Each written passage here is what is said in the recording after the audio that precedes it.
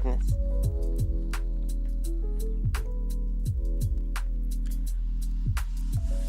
Hello, lovely people. How are we all doing this morning? We'll wait a minute for people to come in if maybe they so desire. And yeah, we are doing Marx. I am, I was like, I'll set the stream for noon. That'll give me enough time to for the old noggin to turn on. I've had my caffeine now. Have I had my hormones? I think I've had my hormones.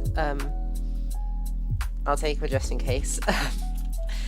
And I was like, this is fine. This is I'm alert enough to do Marx, and now I come to it and I'm like, I'm still so tired. But anyway, swallowing that one, screw it. It's not as effective to swallow your hormones, but I do a sublingual or subbuccal, what's the word it's called? This is absorption. So you hold it under your tongue or your cheek, and it dissolves the pill, and then the hormones get dissolved into your bloodstream directly, rather than going through your liver, which is what happens if you swallow it. Because if it goes through your liver, your stomach acid and everything destroys most of the hormone, from what I'm told. So you don't actually get a very powerful effect from it. Which is one of those reasons I think you have like trans people who are on hormone therapy for many years who don't get much of a positive effect from it. So yeah, there we go. And I am sort of in the lower voice right now because I was just like, oh, I'm feeling it. Like, what's the word? When I get my guy voice going for a little bit, or like when I sit down a bit, and I'm like, oh, this sounds okay. I always want to try and like feel it out and keep going as long as I can, because eventually I almost like forget, and then I go back to my regular voice, and then I forget the muscle memory of how to do it, because I don't need to, but I want to learn how to do a good guy voice again, for various nefarious purposes, I assure you. Middle English manuscripts. Let me load that up. Cool. Study Marxism with me live. Alright, we've got 5 viewers. Superlative. I'm just going to briefly pour a small drink for myself, and then we will start suffering together. I have determined that I'm only going to do one section with you guys today, because one section of this is about as much as I can stomach. So let's do this. And as you can see, I've gone ahead and annotated it a bit. Fuck it. I've gone ahead and annotated a bit. So, the form of value or exchange value. We're going to do just this section, and then I will go do other work. So, commodities come into the world. Oh, sorry. One quick thing. Sorry. So we're reading Karl Marx, chapter 2 on the commodities. The music that is playing is It is Chilling in Space by Lo-Fi Geek. If it is too loud, please let me know. I think it's nice to have a little music in the background. So, Karl Marx, I think it's chapter 1 of Das Kapital, the commodity, and here we go. Section 3, the form of value or exchange value. Commodities come into this world in the shape of use values, articles, or goods, such as iron, linen, corn, etc. This is their plain, homely, bodily form. They are, however, commodities only because they are something twofold. They are both objects of utility and, at the same time, they are depositories of value. They manifest themselves, therefore, as commodities, or have the form of commodities, only insofar as they have two forms, a physical or a natural form, and a value form. The value of commodities is the very opposite of the coarse materiality of their substance. Not an atom of matter enters into its composition. Composition sounds weird here, but I think what he means is that, like, when we're talking about the value of a commodity, we're not talking about its material reality. And actually, I will write this as a comment. I think what he means here is that when we are discussing the value of commodities, their material reality does not actually constitute said value, at least not directly. There we go. Turn and examine a single commodity by itself. Yet, insofar as it remains an object of value, it seems impossible to grasp at it. So what he's saying is that we can't pin down a commodity. And I think this music's a bit too loud. We can't pin down a commodity because it doesn't have material things which would allow us to. So this drink, its value, because its value is constituted by relations of exchange and of labor, we actually can't concretely pin down how valuable this can is in the way that we can physically hold its material. I think that's what he's saying here. As usual, feel free to ask if you have questions. So, if, however, we bear in mind that the value of commodities has a purely social reality, that's what he meant, yeah, that it doesn't have a material thing. Oh, sorry, Gander, I will turn down this music further. How's that? How's that in terms of relative to my voice? What a nice futuristic sounding and looking thing. Goodness gracious me. Oh, I hope you're doing well this morning, Gander. My brain is not yet alert enough to do Marx. I overestimated how long it would take my brain to get to a stage where I can do Marx again. Oh boy, I have a strong suspicion that as soon as Marx is over, I'm going to zip through all of the other readings. I'm hoping, at least. Anyway, right, onwards.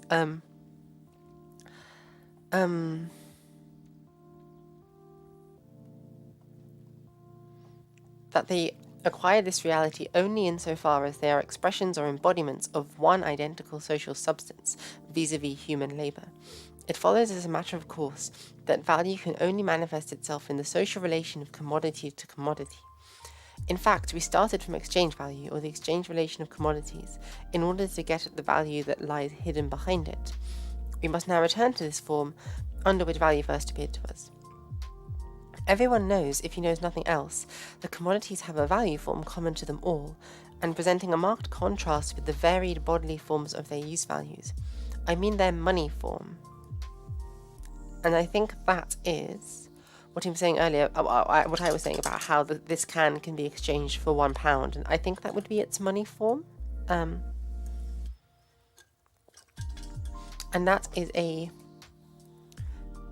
value form common to them all, and this is different to their use values because the monetary value, where's the coin? The monetary form is different to, it's not a use value. So this coin is useful in that I can use it to buy this, but this coin in and of itself is not the can and is not the drink within it, nor is this coin itself the commodity, even though it's exchangeable for the commodity. I think that's what Marx is saying.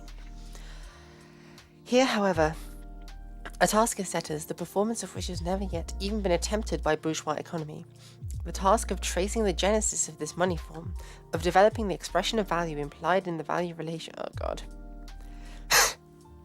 The task of tracing the genesis of this money form, of developing the expression of value implied in the value relation of commodities. From its simplest, almost imperceptible outline to the dazzling money form. By doing this, we shall at the same time solve the riddle presented by money. I'm not even going to try and understand what that means. We're moving on. The simplest value relation is evidently that of one commodity to some other commodity, and also let me full screen. The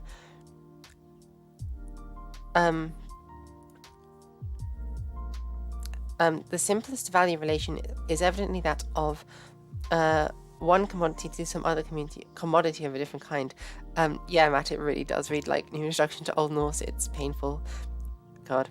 Hence the relation between the values of two commodities. See section 3.975. Supplies us with the simplest expression of the value through a single commodity. I really hope students don't ask me about Marx. I hope they ask me about literally anything else on the reading list. Right. The two poles of the expression of value, relative form and equivalent form. The whole mystery of the form of value lies hidden in this elementary form. There are two different kinds of commodities. In our example, the linen and the coat, which evidently play two different parts. The linen expresses its value in the coat. The coat serves as the material in which that value is expressed. The former plays an active, the latter a passive part. The value of the linen is represented as relative value, or it appears in relative form. The coat officiates as equivalent, or it appears in an equivalent form.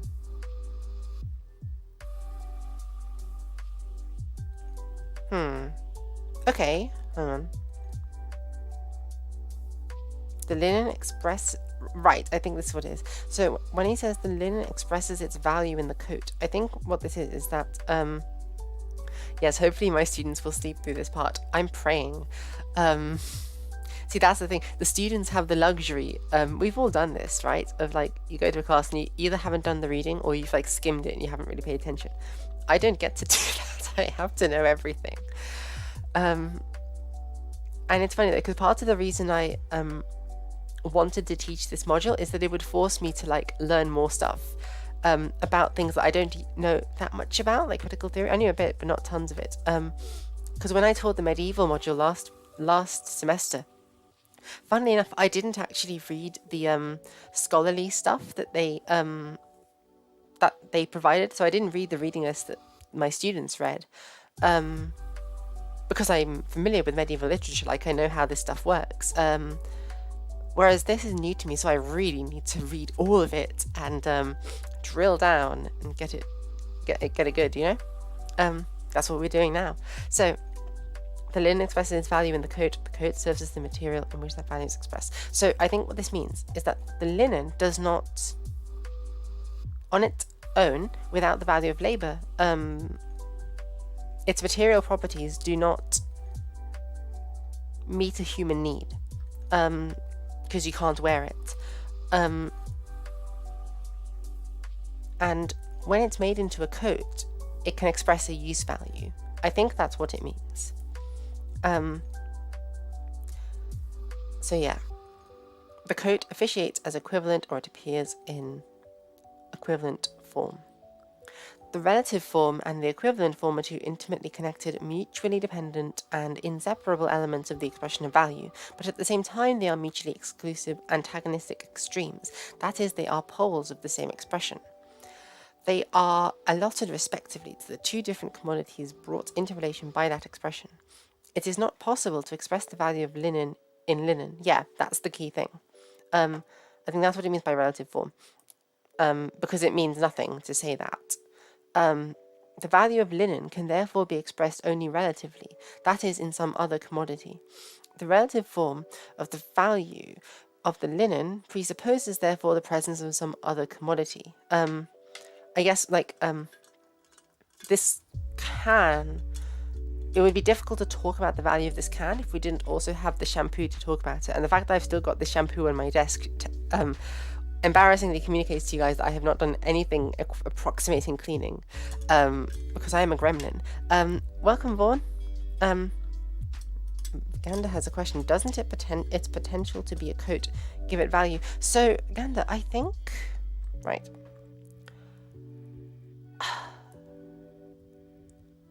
This is literally just me being like, I think this is what it is. I think Marx's answer to that would be that...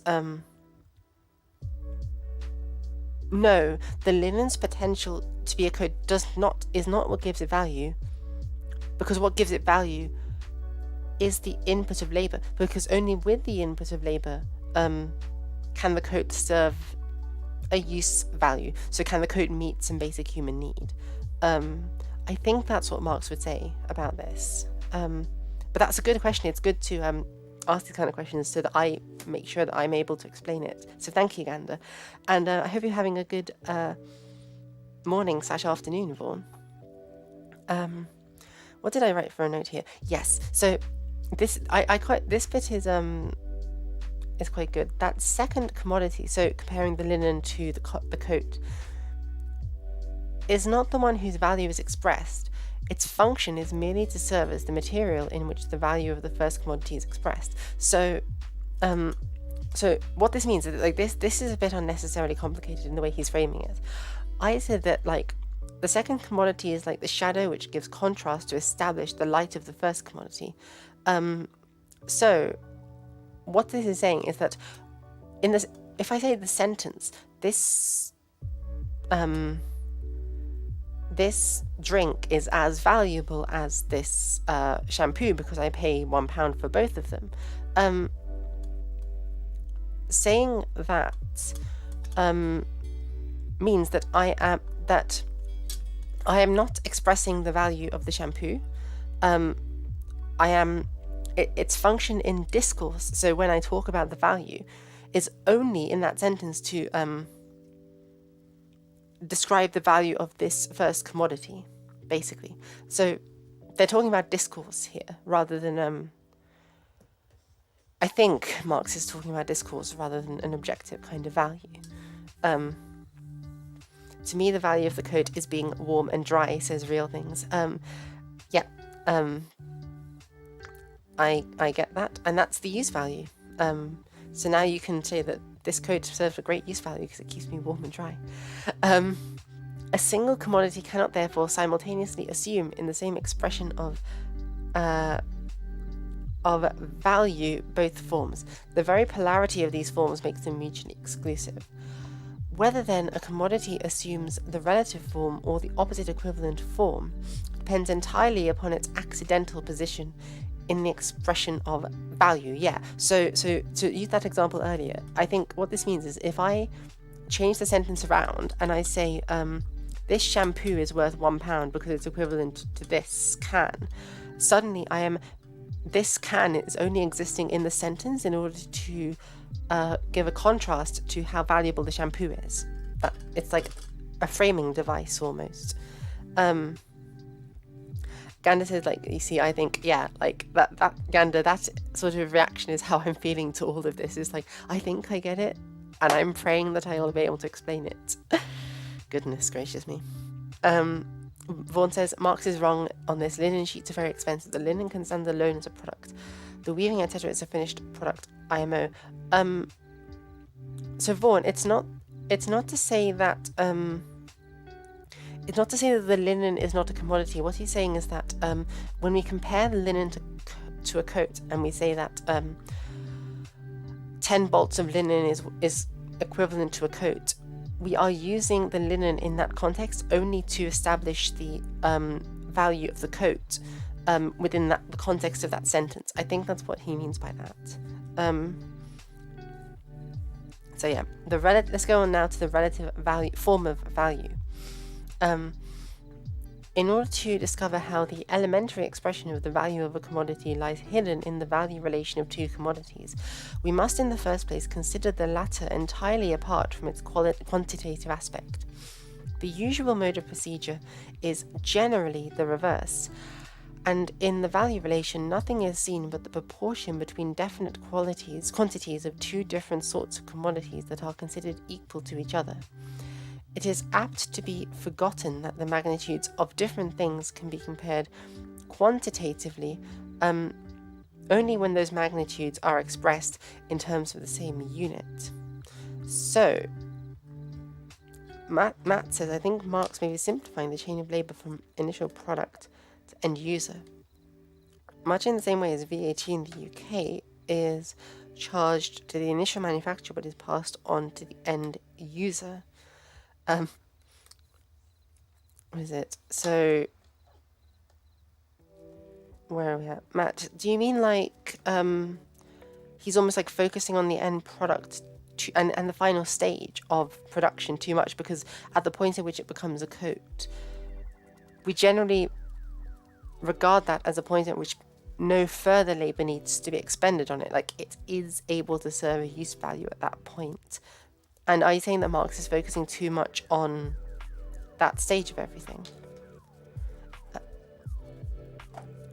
So let's get past some more linen equations, because this will drive me mad, and I've highlighted ahead so that we know that the parts that are important. If we say that as values, commodities are mere congealations of human labor, we reduce them by our analysis to the abstraction that is value.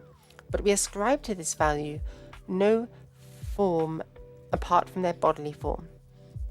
This is not the same as the value relation of one commodity to another.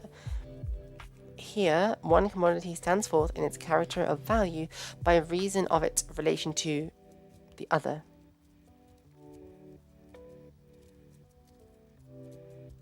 But we ascribe to this value no form apart from their bodily form.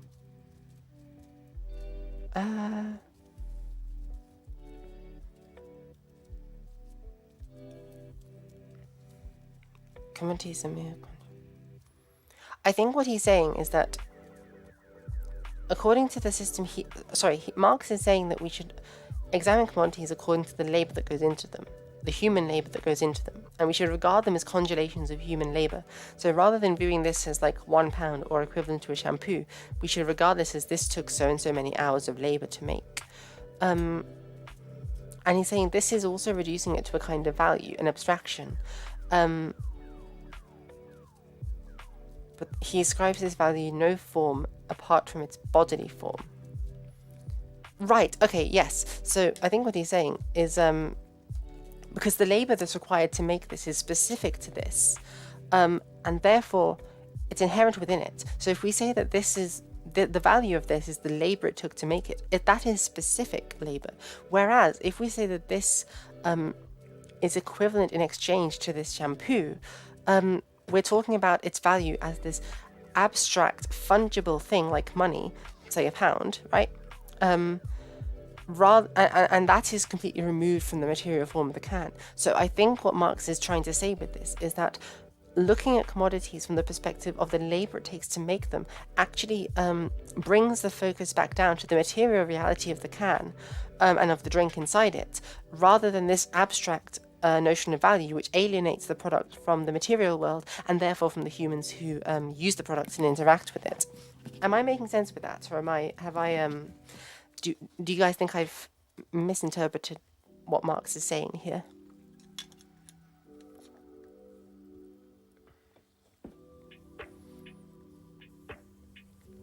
So, okay, by making the coat the equivalent of the linen, we equate the labor embodied in the former to that in the latter. Now, it is true that the tailoring which makes the coat is concrete labor of a different sort from the weaving which makes the linen. But the act of equating it to the weaving reduces the tailoring to that which is really equal in the two kinds of labor, to their common character of human labor. In this roundabout way, then, the fact is expressed that weaving also, insofar as it weaves value, has nothing to distinguish it from tailoring, and consequently it is abstract human labor.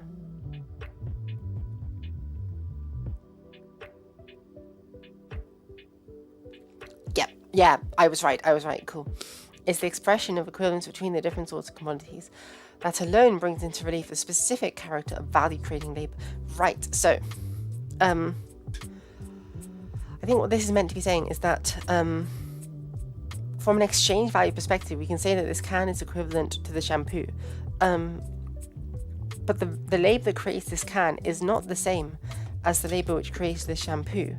And therefore, even though looking at them from the perspective of labor is still an abstraction, it's an abstraction which has a necessary relation to the material world and to the physical processes that went into making each object. I think that's what's happening here.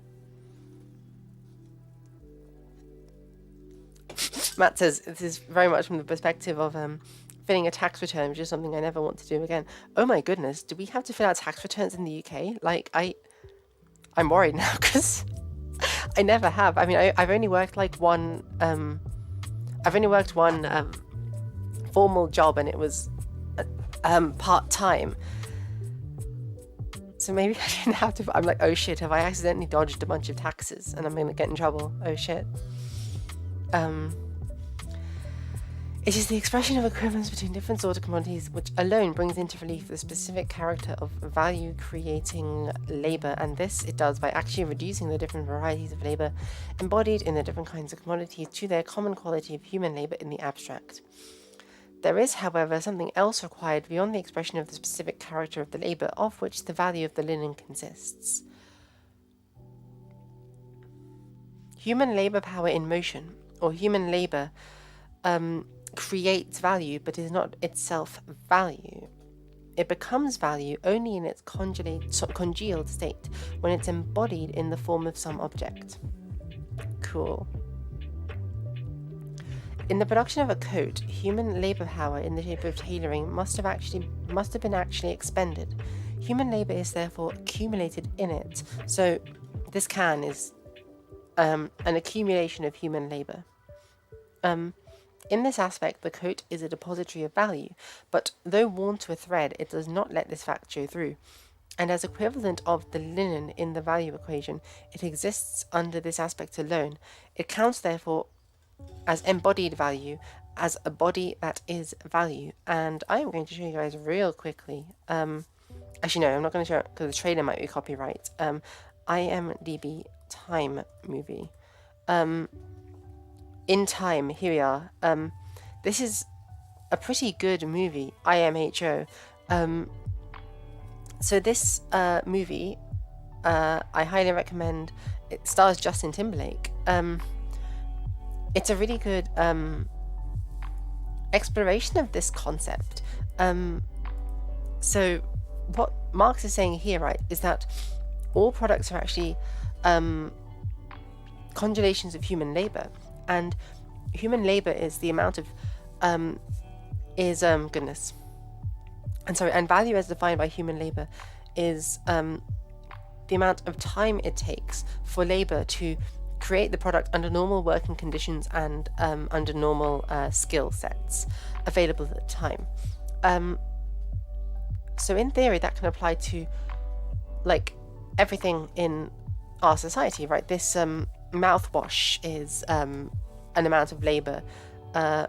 This mouse is an amount of labor, and this movie In Time is really interesting because it sort of takes that idea and it takes like a transhumanist approach to it, and it examines the intrusion of the commodity form that we're reading about in this chapter to the level of individual human bodies themselves. So because if we think about that famous Benjamin Franklin line, time is money, and therefore time itself is a commodity, this movie takes that to an extreme. So it's set in the future where everybody has like, can I open this specifically? It's set in the future where everybody has one of these sort of like bioluminescent tattoos on their arm, and this tattoo shows how long you have to live, because they've invented some kind of technology that lets humans live forever if they have enough money. It's this really fascinating alternative society that they have created. And so when you turn 18, your timer is like paused, and then when you hit 18 or something, or 21, your timer starts ticking down, and you have to work to earn more money in order to have literally more time to live. And if you run out of time, you literally just die instantly. It's a really dramatic movie, and it explores this idea of time and life, human life, being commodified in such a way. I highly recommend this movie. It's a very interesting, the movie is pretty Marxist, and it's a good, interesting way to explore most of these things. And in fact, if I'm able to, I might stream it as a movie night in the server at one point. But yeah, so let's go on to quantitative Determination of relative value. Every commodity whose value it is intended to express is a useful object of given quantity, as 15 bushels of corn or 100 pounds of coffee, and a given quantity of any commodity contains a definite quantity of human labor. The value form, let me just highlight that. The value form must therefore not only express value generally, but also value in definite quantity. Therefore, in the value relation of commodity A to commodity B, of the linen to the coat, not only is the latter, as value in general, made the equal in quality of the linen, but a definite quality of coat, one coat, is made the equivalent of a definite quantity, 20 yards of linen. The equation 20 yards of linen equals one coat, or 20 yards of linen are worth one coat, implies that the same quantity of value substance, congealed labor, is embodied in both, that the two commodities of each cost the same amount of labor or the same quantity of labor time. But the labor time necessary for the production of 20 yards of linen or one coat varies with every change in the productiveness of weaving or tailoring. We have now to consider the influence of such changes on the quantitative aspect of the relative expression of value. Okay, so what he's saying is we need to think about what it means that under certain productivity conditions, labor is, what does it mean that labor is sometimes more and sometimes less productive? Let the value of the linen vary, that of the coat remaining constant.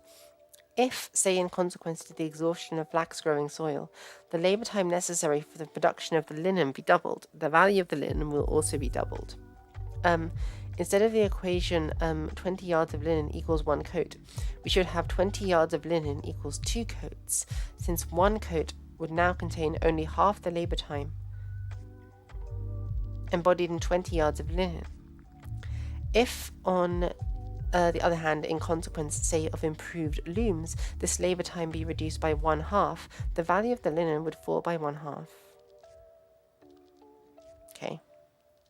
Consequently, we should have 20 yards of linen equaling half of a coat.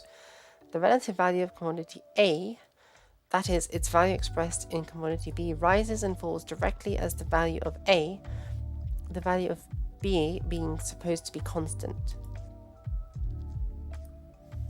I don't think I understand this, but I'm going to come back to it later.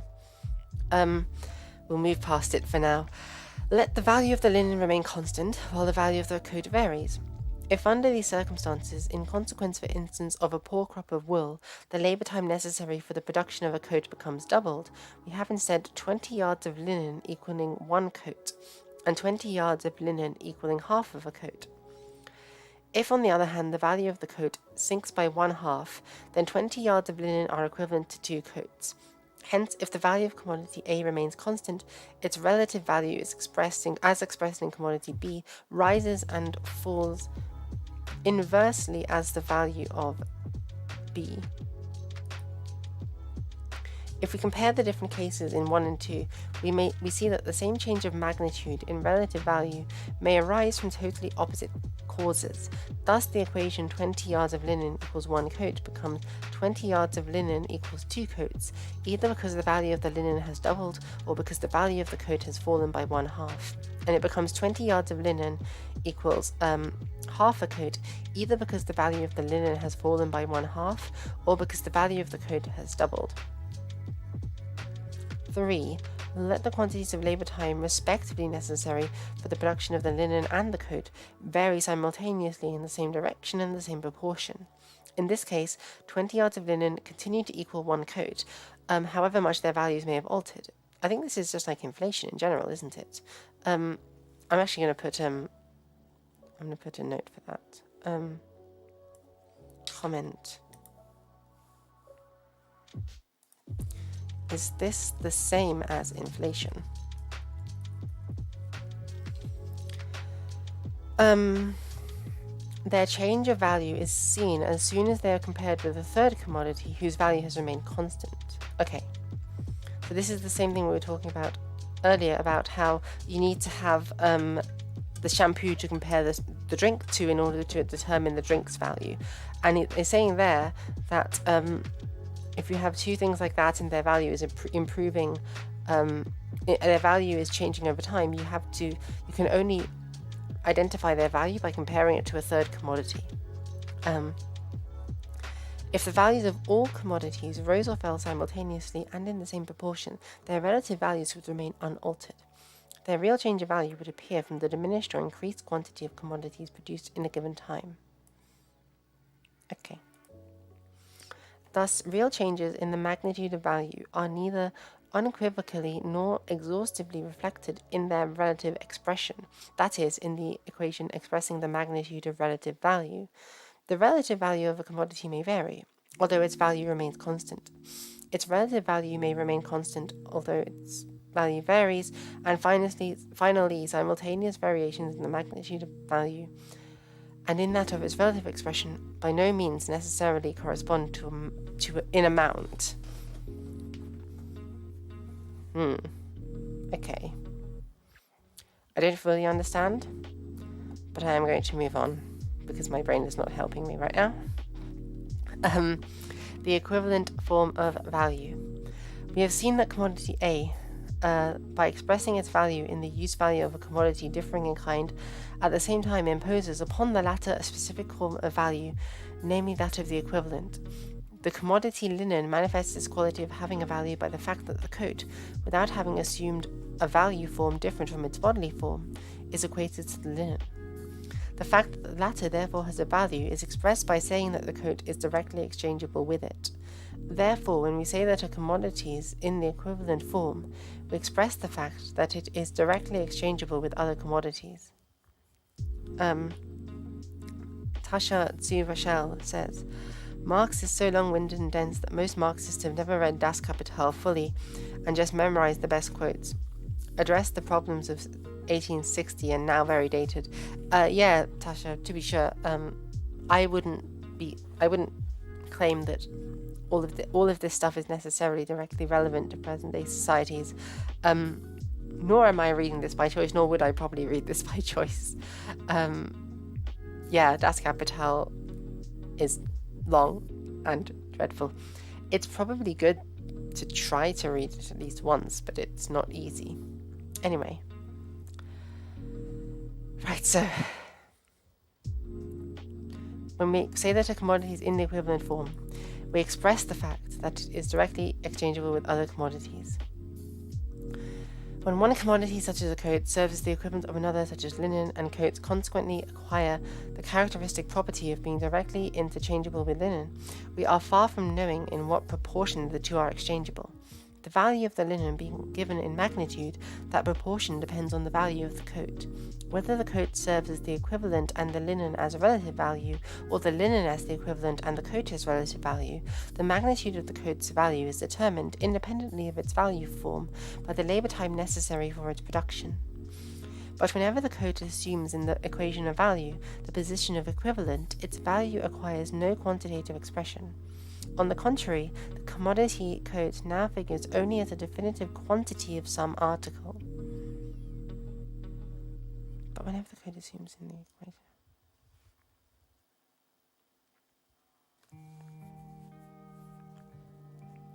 Sure, but this is the kind of thing that he said earlier. I don't get what's meant to be different about this.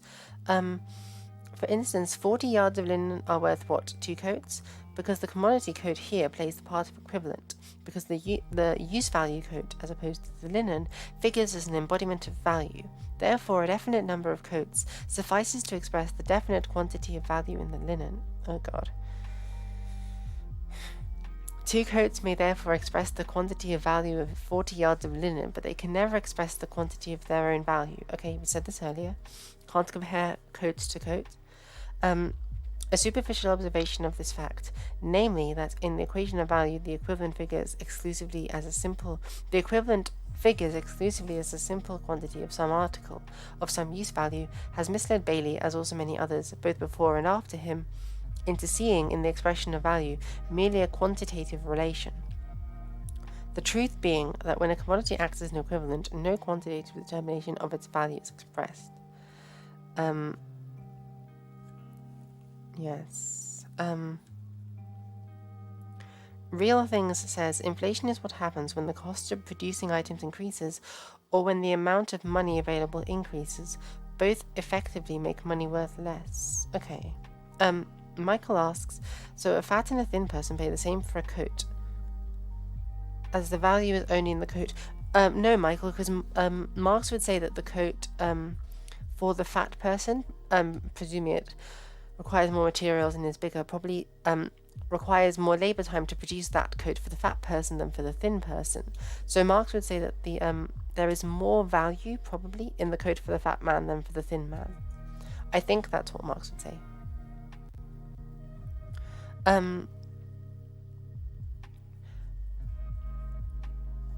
That when a commodity acts as equivalent, no quantitative determination of its value is expressed. The first peculiarity that strikes us in considering the form of the equivalent is this: use value becomes the form of manifestation, the phenomenal form of its opposite, which is value. Okay. The bodily form of the commodity becomes its value form. But mark well that this quid pro quo exists in the case of any commodity B only when some other commodity A enters into a value relation with it.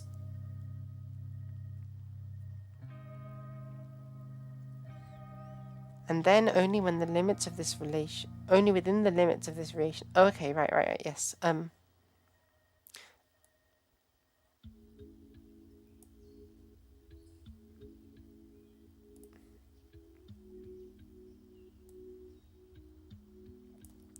So what he's saying, I think, is that the bodily form of the commodity, we only ascribe a value to it in relation to another commodity. So that we only ascribe value to this tin by saying that it's equivalent in value to the shampoo. I think that's what's going on here. Since no commodity can stand in the relation of equivalent to itself, and thus turn its own bodily shape into the expression of its own value, every commodity is compelled to choose some or other commodity for its equivalent and to accept the use value, that is to say, the bodily shape of that other commodity as the form of its own value.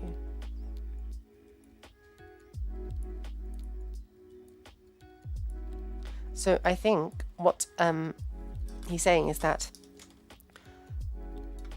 the bodily form of this can is treated as if it's equivalent to the bodily form of this shampoo under exchange value, even when obviously that's not the case, because shampoo and drinks are materially different, or cans are materially different things. One of the measures that we apply to commodities as material substances as use values will serve to illustrate this point. A sugar loaf, being a body, is heavy and therefore has weight, but we can neither see nor touch this weight. We then take various pieces of iron whose weight has been determined beforehand. The iron, as iron, is no more the form of manifestation of weight than is the sugar loaf.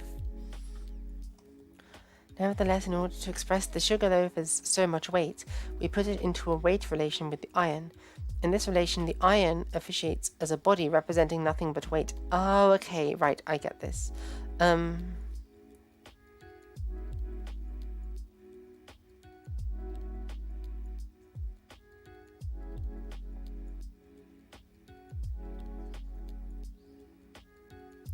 A certain quantity of iron therefore serves as the measure of the weight of the sugar and represents, in relation to the sugar loaf, weight embodied in the form of manifestation of weight.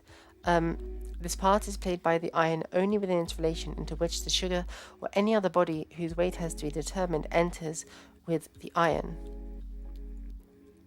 So, if I were to say that 500 grams of this drink is equivalent to 500 grams of this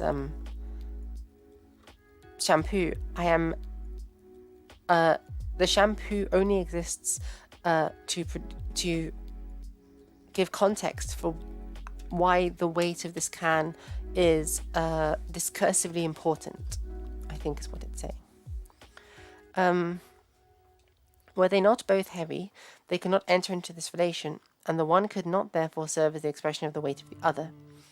When we throw both into the scales, we see in reality that as weight they are both the same, and that therefore when taken in proper proportions they have the same weight. Just as the substance iron, as a measure of weight, represents in relation to the sugar loaf weight alone, So in our expression of value, the material object, which is a coat, in relation to the linen, it represents value alone. Here, however, the analogy ceases. The iron in the expression of the weight of the sugar loaf represents a natural property common to both bodies, namely their weight, but the coat in the expression of value of the linen represents a non-natural property of both, something purely social, namely their value. Okay. Since the relative form of the value of a commodity, the linen, for example, expresses the value of that commodity as being something wholly different from its substance and properties, so that's different from its material reality, as being, for instance, coat-like, we see that this expression itself indicates that some social relation lies at the bottom of it. With the equivalent form, it is just the contrary. The very essence of this form is that the material commodity itself, the coat, just as it is, expresses value, and is endowed with the form of value by nature itself. Of course, this holds good only as long as the value relation exists, in which the coat stands in the position of equivalent to the linen. Since, however, the properties of a thing are not the result of its relations to other things, but only manifest themselves in such relations, the coat seems to be endowed with its equivalent form, its property of being directly exchangeable just as much by nature as it is endowed with the property of being heavy or the capacity to keep us warm.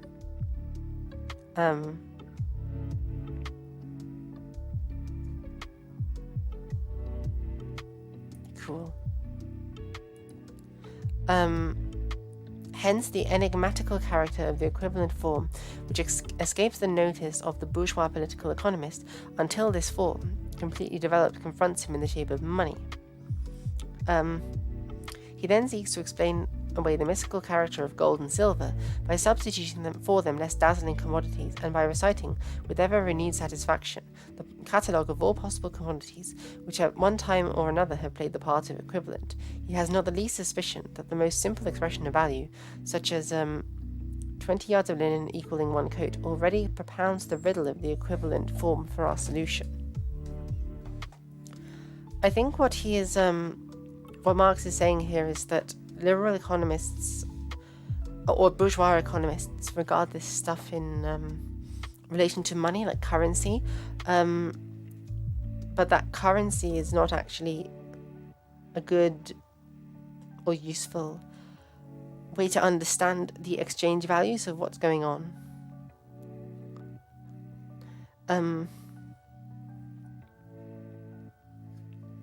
Marx makes a wordy statement of the obvious appear intelligent, but to whom? So real things, I feel you can completely, and you guys can see that I'm struggling with how fancy all of this wording is. It's not easy for me, but there is a lot of basically sometimes really abstract and complex philosophical language like this does in fact serve a purpose, and in fact I would highly recommend this video. Oh my god, it's me. Why is academic language so boring? It's Tom Nicholas's video.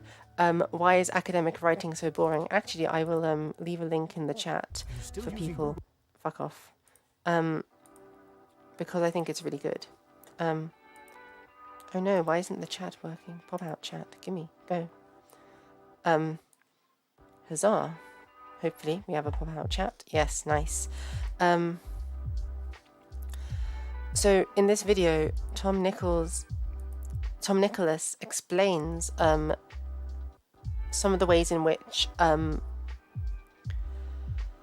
academic language can be helpful. It can help us conceptualize things in a way that we weren't able to, and therefore lets us think in new ways. I like to use the example of a term which Jack Halberstam has coined, which is heterotemporality, right? Now, what is this? And we could even reframe this as like cis heteronormative temporality, or something like this, or cis heteronormative temporality, which is a stupid bunch of syllables. What the hell does it mean? Now, the simple explanation of Jack Halberstam's idea of heterotemporality is that heterosexual sexual relations frame the life cycle of most people in society. So we have an expected stage of childhood, adolescence, adulthood, in which one adolescence and adulthood in which one has some kinds of relations with the opposite sex and sort of dates around, like adulthood when one is expected to settle down and have a partner, later adulthood when they're raising kids, and then senescence when they are maybe looking after grandchildren. So we can see in all of this how heterosexuality gives structure to the stages of life. You are either the direct product or the immediate product of heterosexual relations. You are, I guess, almost like training for heterosexual relations in adolescence. You are establishing heterosexual relations in adulthood. You are producing sort of offspring from those heterosexual relationships in adulthood, who will go on in turn presumably to produce heterosexual or to produce like more children of their own. And then in senescence, you sort of you're still as a dyad, so you're still in that heterosexual relationship, is the sort of conventional idea, and you look after your grandchildren. Now, this isn't stuff that everyone is going to do, but this is the sort of expected and stereotypical standard life plan of most people in society. Now, having a word, so that's what I took to explain to you, just took like a paragraph, whereas saying the word heterotemporality allows us to start thinking about different things, like what does that actually mean, how does it affect different people, what happens if one, because they're gay or they're asexual or something, is not going to be engaging in heterotemporality in the same way, how does their perspective on getting older change, etc. Another thing, for instance, like in the gay community, stable monogamous relationships are less common, and so how does that affect the sort of later adulthood stage of life? These are really interesting things to think about, and having the sort of verbose academic language, like with words like heterotemporality, helps us to have those conversations faster once the terms have been learned. Although I agree, real things, that it is very difficult, basically, to get to grips with it first. Absolutely. And those of you who were there for my series reading Critical Race Theory with History Debunked, there's literally half of that book almost is, or a third of that book is a glossary of all of the key terms that they have to define, because this book is meant to introduce students to the key terms so that when they hear microaggressions or they hear racial profiling, they know what these terms mean in a sort of more concrete definition. So yeah, let us continue. That was a pleasant distraction with some queer theory from Marx. The body of the commodity that serves as the equivalent figures as the materialization of human labor in the abstract, and it is at the same time the product of some specifically useful concrete labor. Yep.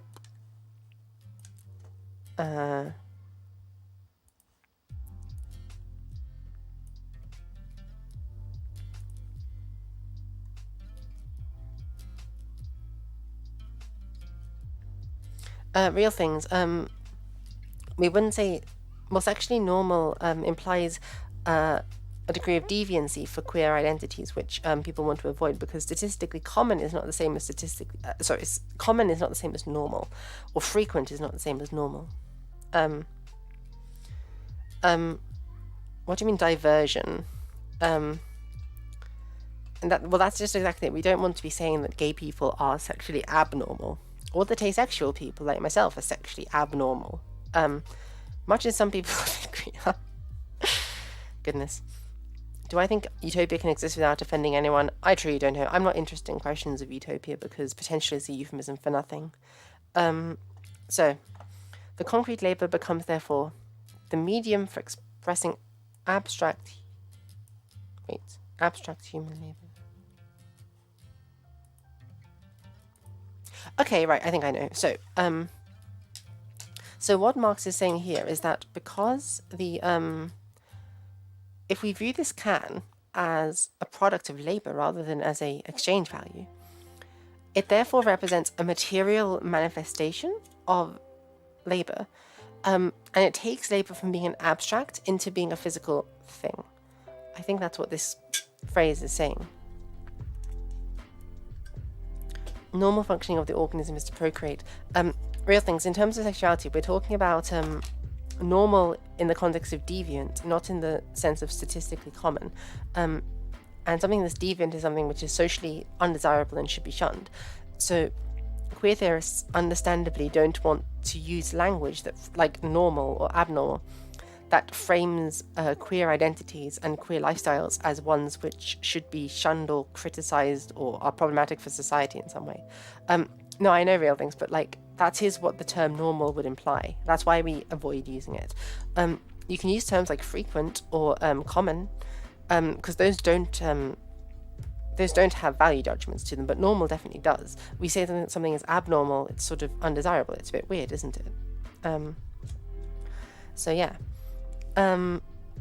If on the one hand the coat, and he's going to apply this idea to the coat that we've just seen above. If on the one hand the coat ranks as nothing but the embodiment of abstract human labour, so on the other hand the tailoring which is actually embodied in it counts as nothing but the form under which that abstract labour is realised. In the expression of value of the linen, the utility of the tailoring consists not in making clothes, but in making an object which we at once recognise to be value, and therefore to be a conjugation of labour, but of labour indistinguishable from that realised in the value of the linen. In order to act as such a mirror of value, the labour of tailoring must reflect nothing beside its own abstract quality of the human labour generally. So what he's saying is that I think what Marx is saying here is that in a analysis which only centres labour as a measure of value, but which is divorced from material reality and divorced from the actual physical properties of commodities themselves, labour is just this abstract thing, which is not specific, and therefore it's removed from the human as well.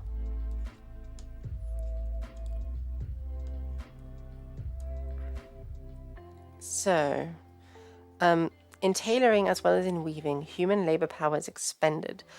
Both therefore possess the general property of being human labour, and may therefore in certain cases, such as in the production of value, have to be considered under this aspect alone. There is nothing mysterious in this. But in the expression of value there is a complete turn of the tables. For instance, how is the fact to be expressed that weaving creates the value of the linen, not by virtue of being weaving as such, but by reason of its general property of being human labour?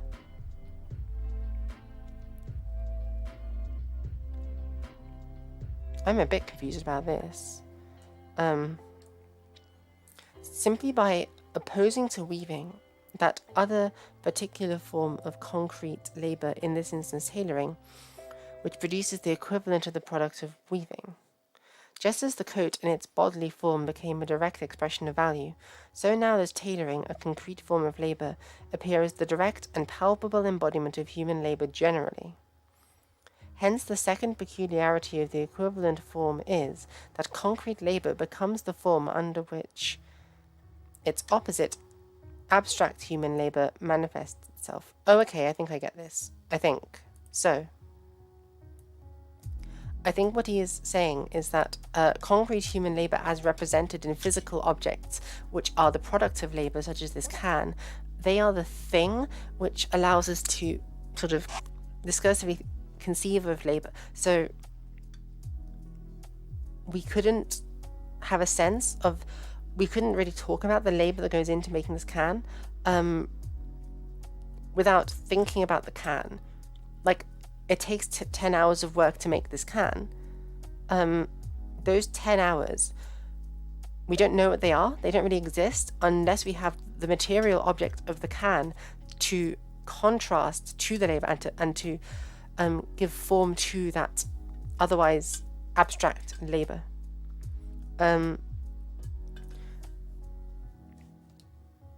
Marx is ignoring the farming of the linen.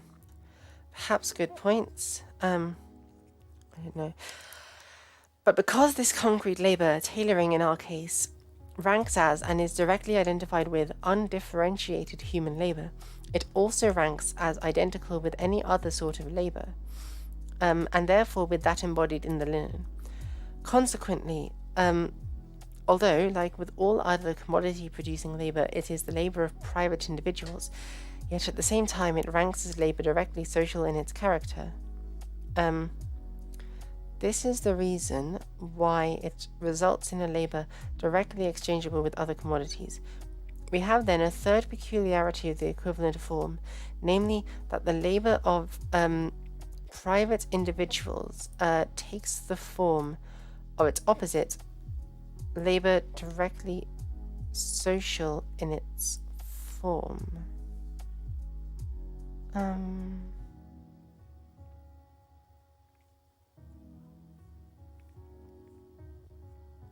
Oh, right. Okay. I think this is what he's trying to say here is that the weaver who is working to make linen, their labor is for a private purpose, an individual purpose, even if as a laborer they are part of a larger collective of laborers and of human labor on a societal scale, if that's making sense. I don't think it is, but I will tentatively move on to the elementary form of value considered as a whole. The elementary form of value of a commodity is contained in the equation expressing its value relation to another commodity of a different kind, or in its exchange relation to the same. The value of commodity A is qualitatively expressed by the value that commodity B is directly exchangeable with it. Okay. Its value is quantitatively expressed by the fact that a definite quantity of B is exchangeable with a definite quantity of A. In other words, the value of a commodity obtains independent and definite expression by taking the form of exchange value. When at the beginning of this chapter we said in common parlance that a commodity is both a use value and an exchange value, we were, accurately speaking, wrong. A commodity is a use value or object of utility and a value. It manifests itself as this twofold thing, that it is as soon as its value assumes an independent form vis-a-vis the form of exchange value. It never assumes this form when isolated, but only when placed in a value or exchange relation with another commodity of a different kind. When once we know this, such a mode of expression does no harm. It simply serves as an abbreviation. A close scrutiny of the expression of the value of A in terms of B, contained in the equation expressing the value relation of A to B, has shown us that, within that relation, the bodily form of A figures only as a use value, the bodily form of B only as the form or aspect of value.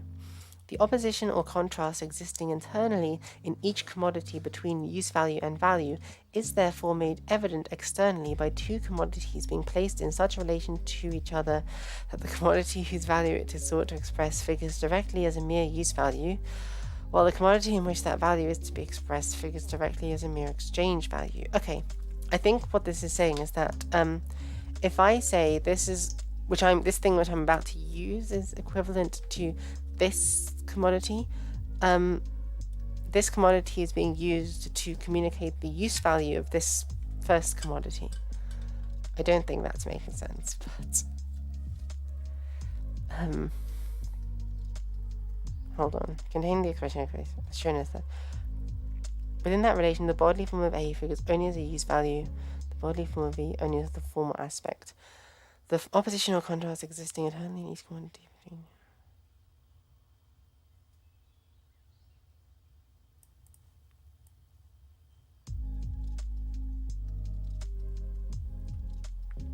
There we go. Okay.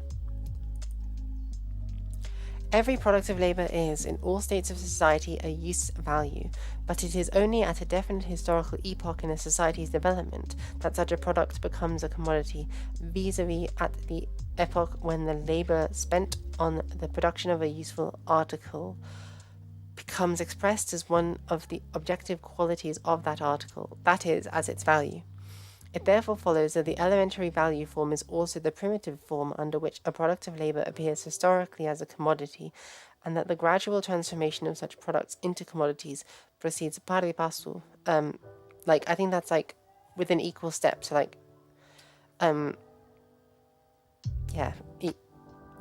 equal in their development with the development of the value form.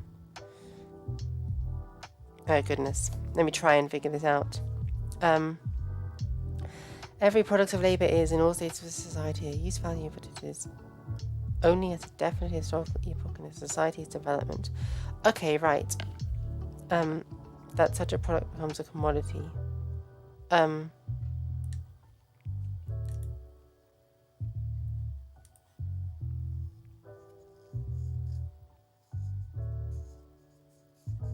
The elementary value form is also the primitive form under which a product of labour appears historically as a commodity, and that the gradual transformation of such products into commodities proceeds with the development of the value form.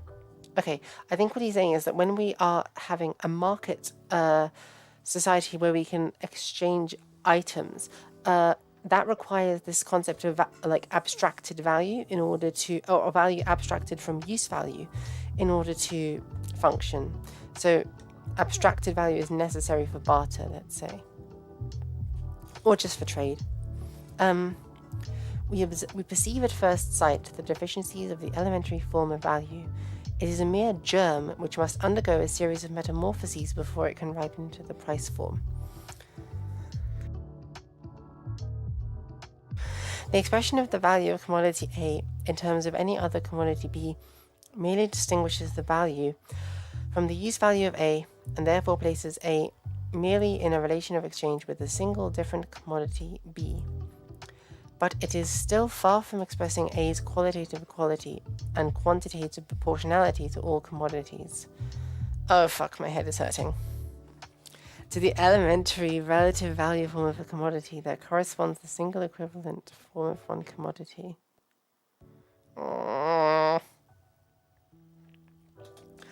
Thus, in the relative expression of the value of the linen, the code assumes the form of equivalent, or of being directly exchangeable only in relation to a single commodity, the linen.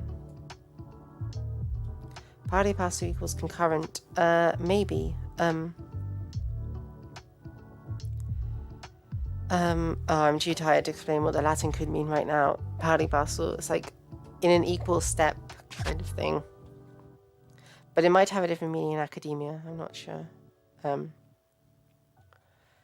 Thus, in the relative expression of the value of linen, the code assumes the form of equivalent or of being directly exchangeable only in relation to a single commodity, the linen. Nevertheless, the elementary form of value passes by an easy transition into a more complete form. It is true that by means of the elementary form, the value of commodity A becomes expressed in terms of one and only one other commodity. But that one may be a commodity of any kind, corn, coat, iron, corn, or anything else. Therefore, according as A is placed in relation with one or the other, we get for one and the same commodity different elementary expressions of value. The number of such possible expressions is limited only by the number of the different kinds of commodities distinct from it. The isolated expression of A's value is therefore convertible into a series prolonged to any length of the different elementary expressions of that value. Jesus, my head is hurting. How much longer do we have for this section? Can I stand to struggle through it? I don't think I can, guys. I truly do not think I can stand to... I don't think I can manage it. I think I'm going to yeah, that's when we get to section 4. Jesus Christ. No, okay, right.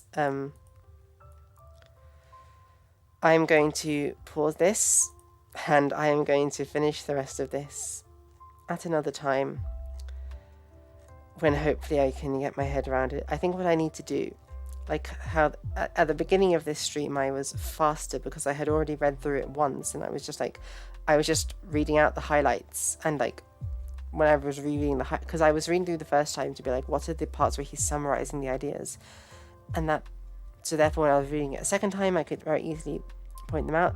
So I'm going to do that. What I'm going to do, I'm going to fuck off, and I'm going to well, first I'm going to have a cup of tea, but then I'm going to reread, well, I'm going to read this bit, chapter part B on total or expanded form of value, which looks like it might involve maths, and I'm therefore scared of it. And I'm going to highlight it and do it.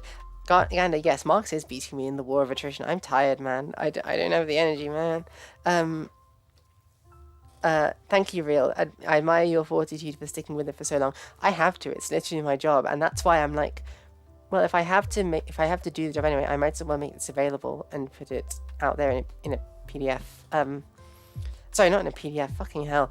Put it in a playlist. It's all going to be in my critical theory playlist so that you guys can watch me struggle with Marx. Right. Awesome. I should, oh my god, Real things, I should just do a line of code and pretend I understood it. That's what all of my students are going to do anyway. I'm like 99% sure. Anyway, awesome guys. Thank you so much for coming. I really appreciate it. Oh, you guys do not want to miss out on Beowulf tomorrow. 12 noon. We're going to be reading about Grendel and monsters. It's going to be so much fun. I look forward to seeing you guys then. And I hope you guys all have an amazing day wherever you are. But, ooh, one last thing. There was a big question. What if Marx was wrong? Marx was not wrong. No, I'm kidding. That's a question that I cannot address. At least certainly not right now. But I appreciate you asking it. So yes, once again, hope you all have an amazing day. Bye, guys.